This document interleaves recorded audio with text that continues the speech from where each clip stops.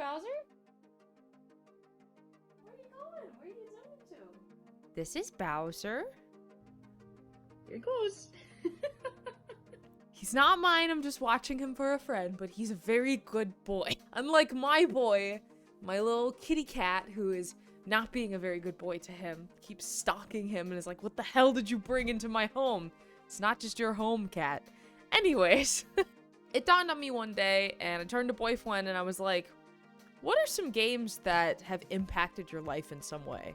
And he brought up some good ones, like Skyrim, and Binding of Isaac, because those are some of his favorites. But I thought a little bit more about it, and there's some games in my life that have kind of shaped me into the person that I am, which I know sounds a little dramatic, but it's true.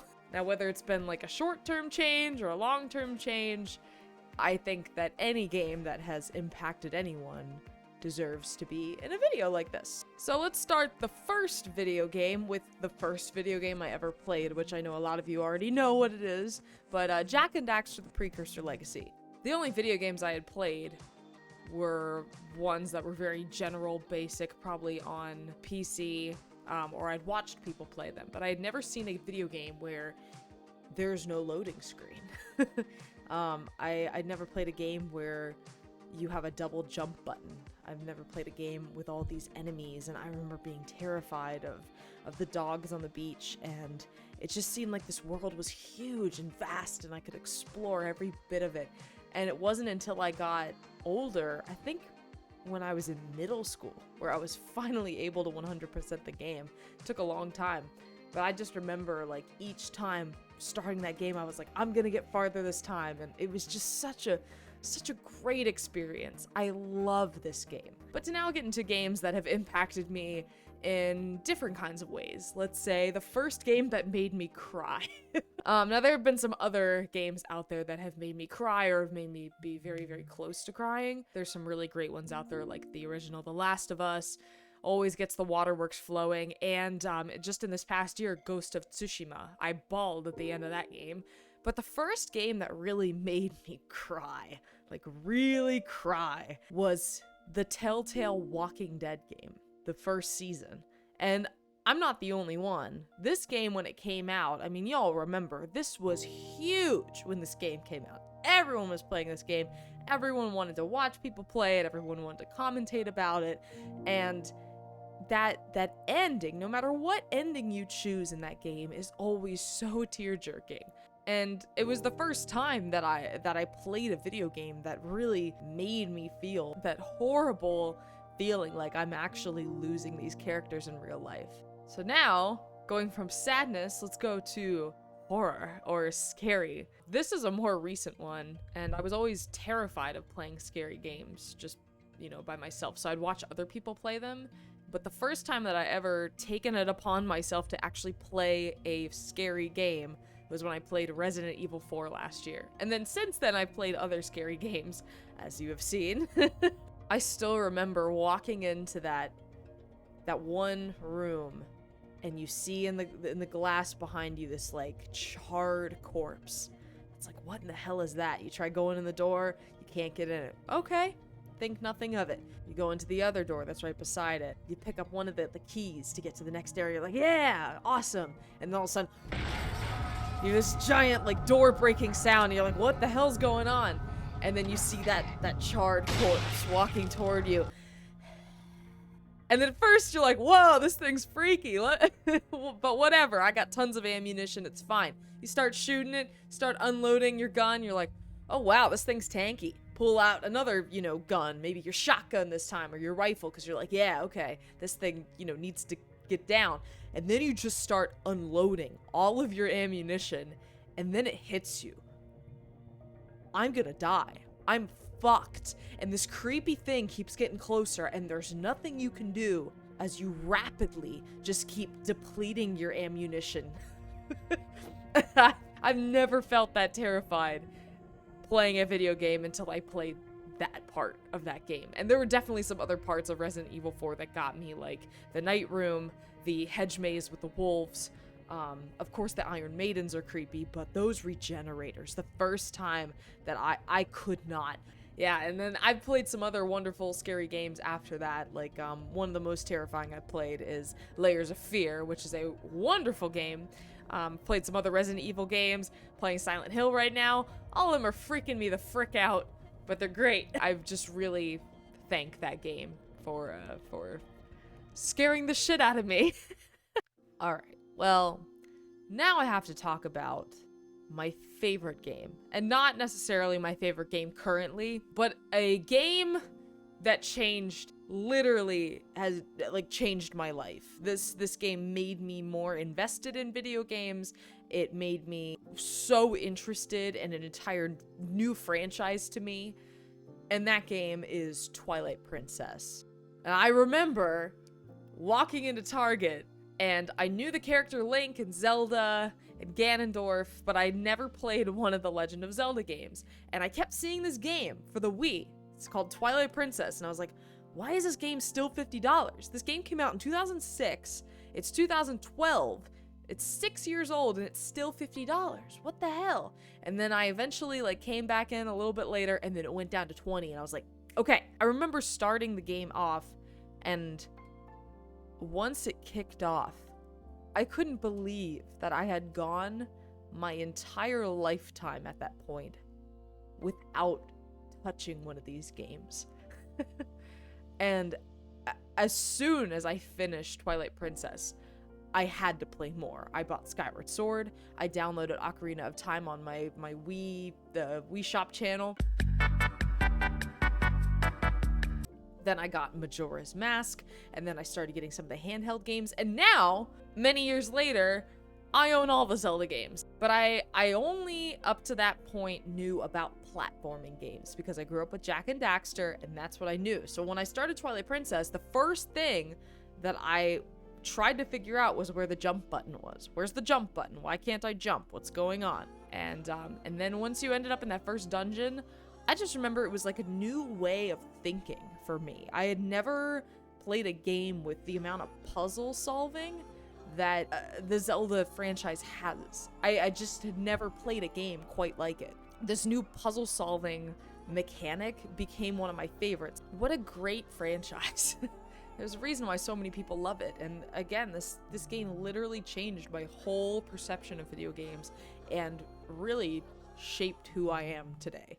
So going from my favorite video game, let's go to my most hated video game, which that's gonna be no secret. Of course, The Last of Us Part 2. Now, I've already had rants, I've had reviews, I've talked about this game nonstop, but I'm gonna go to the part of the game that absolutely broke me. I've never been so viscerally angry at a game until this point. And spoilers, by the way. Spoilers, if you don't know what happens in this game, just, I don't want to say play for yourself because it's a piece of shit, but just skip to this timestamp, all right? If you don't want to know what happens. But that part where you go in as Abby to the theater and you have to beat the fucking living shit out of Ellie killed me inside. I couldn't believe that a video game that I thought I was going to love, and a franchise that I grew up with that made Jak and Daxter, Uncharted, and Crash Bandicoot, and the original The Last of Us, could take a character that I cared so fucking much about and had me, as a player, beat the fucking shit out of her. That's a big reason why this game is garbage to me. And, you know, people can say, well, look at how it's making you feel. That's the whole point. Fuck that. Fuck that. I never, ever want to experience that feeling of visceral hatred. I felt like I was gonna punch holes in my walls after I played that shit. I'm still, look at how angry I am right now just talking about it. This game came out over a year ago, like a year and a half ago, and I'm still so fucking angry about that. There's so many other problems with the game, but that moment right there broke me as a gamer, as a human, as a person who cares about people. Just, yeah. So, to finish up, Basically, the whole reason why I made this list and wanted to make this video is for one game, one particular game, and that game blew my mind. Now, I've had other video games that have blown my mind in other ways, but this game, I still think about it. I can't not think about this game, and it's funny because a lot of people thought that I didn't like this game when I played it because of my reaction to the ending. So, let's start with this. So, I've had certain games blow my mind in the sense that they break the fourth wall. The first one that really did that, where I was like, holy shit, was Undertale. When I played that and I got toward the end of the neutral run, and that whole thing, if I'm not gonna spoil, but there's something happen, the boss that you fight at the end of the neutral run, it's a huge fourth wall break, and it blew my mind when I played that. But I got over it, right? The next time that a game blew my mind was when I played Metal Gear Solid 1. And that was a big mind blow. I have made like a little compilation of this part, but the Psycho Mantis battle. Could not believe that concept was in a game from the 90s that came on a PS1 game. That blew my mind. And then when I started playing Metal Gear Solid 2, it seemed like the first game. And it was just kind of casual. I'm just going around. I'm not playing as Snake anymore, but it's like following the same formula. And then this happens. No! Don't clap my cheeks today! What, Colonel? Raiden, turn the game console off right now. That. Right there. That's a mind-blown moment right there. It was the first video game that I ever played where I actually felt threatened and felt like the game was gonna hurt me in some kind of way. So I guess to put into words, since I didn't really express my feelings and emotions during that live stream at the end, during this part right here, this is when I was shocked and my mind was blown, but it was kind of similar to the Psycho Mantis thing or the Undertale thing, where it's like, my mind was blown, it hit me on an outer layer, but I was still laughing. I was like, wow, that's freaky, that's creepy. Then this happened. Oh god. Raiden, are you receiving? We're still here. And during this whole section, you can see how I just slowly keep breaking more and more and more. I can't even process what's going on because it's so real and it's like fucking with my mind. And I mentioned earlier how I felt like the game was going to hurt me. The game didn't hurt me in the sense of a physical hurt. It hurt me mentally. It literally shattered every thought I had about how a game is supposed to work. And it instead literally made me play reality and said, here you go.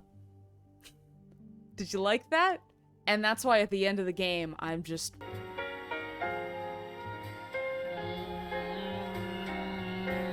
I really didn't have anything to say. I was so stunned. I remember finishing that stream and I went and I was just making dinner and I just remember I was like stirring something in a pot and just staring at the wall. Just like thoughts flooding through my head because I couldn't believe what I just played. Basically this whole time, because I finished Metal Gear Solid 2 May 14th of 2021, and I've been thinking about this game so fucking much that all of these months later, I decided to make this specific video to talk about this game.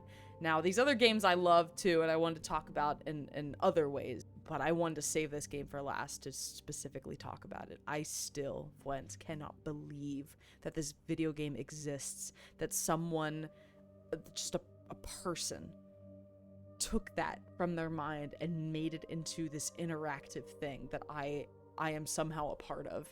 And it's reality. It's literally breaking the walls and becoming reality. As we're getting ready to begin Metal Gear Solid Peace Walker, I just wanted to talk about Ow, this game literally blew my fucking mind. If you like this video, go ahead, leave a like, leave a comment, subscribe to become a friend, and bye.